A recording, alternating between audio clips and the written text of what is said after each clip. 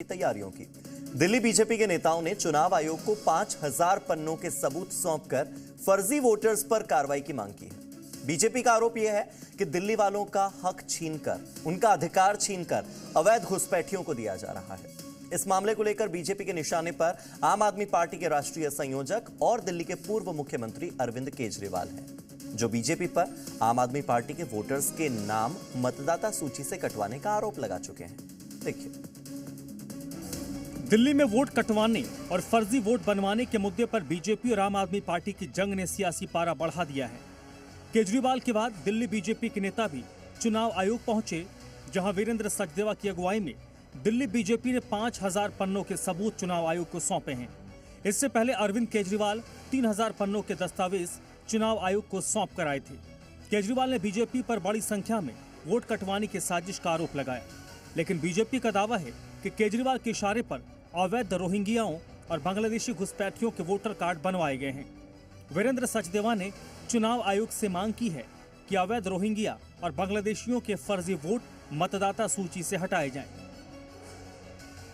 ये एक रिप्रेजेंटेशन आज हमने चीफ इलेक्शन कमीशन को दिया है। तो इसका वोटर आई कार्ड अलग नंबर का है, आदमी एक ही है, और ऐसे 5000 पेज हमने आज इलेक्शन कमीशन को दिए हैं, ये दिखाने के लिए कि दिल्ली में मैंडेट को कैसे छीनना चाहती है आम आदमी पार्टी की सरकार, कैसे लोकतंत्र की हत्या करना चाहती है, कैसे अवैध रोहिंग्या और बांग्लादेशियों को पालने का काम कर रही है। और इसके खिलाफ मैं आज फिर कह रहा हूँ, हमारी ये लड़ाई जारी रहेगी और दिल्ली में एक भी मतदान फर्जी नहीं होने देंगे। और एक भी फर्जी मतदान होता है तो उसके लिए अवैध रोहिंग्या बांग्लादेशियों को मैं चेतावनी दे रहा हूँ कि तुम्हें दिल्ली में पनाह नहीं करने देंगे, दिल्ली को बर्बाद नहीं करने देंगे। तुम दिल्ली वालों का हक छीन रहे हो। वीरेंद्र सचदेवा के साथ नई दिल्ली से बीजेपी सांसद बांसुरी स्वराज मौजूद थी। बांसुरी स्वराज का आरोप है कि केजरीवाल दिल्ली के नागरिकों का हक छीनकर बांग्लादेशी घुसपैठियों को देना चाहते हैं, लेकिन बीजेपी एक भी फर्जी वोट डालने नहीं देगी।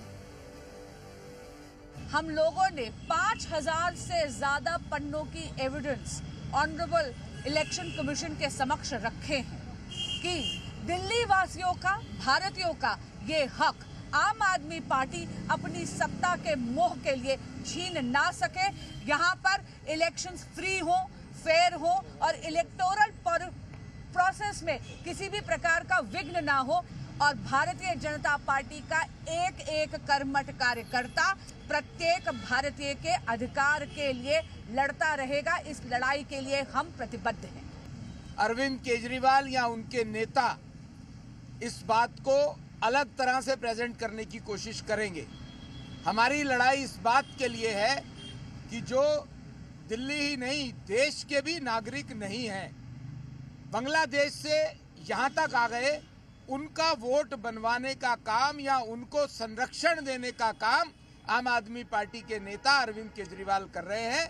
और अभी भी, उस दिन भी इन्होंने कहा था, मैं आज भी बोलता हूं, जिसका भी वोट कटने की एप्लीकेशन दी जाती है उसको चुनाव आयोग नोटिस देता है, मौका देता है कि वो बताए कि मैं यहाँ पर रहता हूँ, मैं साक्षात हूँ।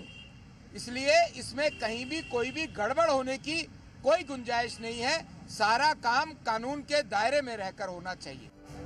बीजेपी का आरोप है कि केजरीवाल एक खास वर्ग को खुश करने के लिए तुष्टीकरण को बढ़ावा दे रही है, जबकि आम आदमी पार्टी विधानसभा दर विधानसभा वोटर लिस्ट से काटे जा रहे आंकड़ों का हवाला देकर बीजेपी को निशाने पर ले रही है। अब गेंद चुनाव आयोग के पाले में है। जाहिर तौर पर चुनाव नजदीक आने के साथ आरोप प्रत्यारोप की जंग और ज्यादा तेज हो गई है। ब्यूरो रिपोर्ट, जी मीडिया।